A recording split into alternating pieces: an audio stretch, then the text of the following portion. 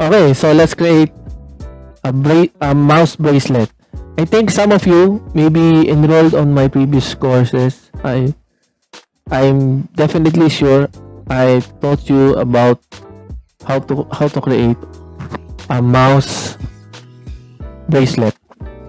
Okay, so this time I'm gonna show it to you again. Mouse bracelet improvised version. Okay, so we need a balloon. Inflate a balloon like this.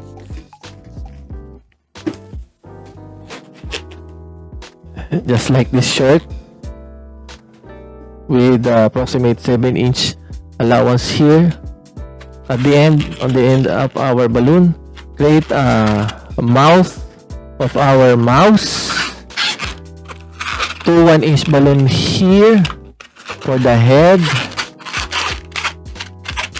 Now create 4 1-inch bubble here,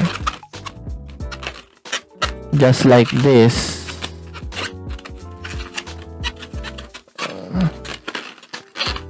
See, we created here already. Now put it together.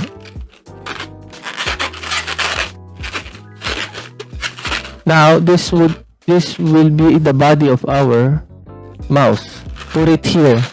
Now twist, but before that, twist this first and put it here. Now we're done here. Now we don't need this much air here, and wrap this around to make it more secure. That's it. Now this is the tail of our mouse. Put it around here on the mouth of our mouse. Put it around several times so that it won't come out. That's it. We're done. Now all you need to do is you need to put it on your wrist. So that's it. This is your mouse bracelet.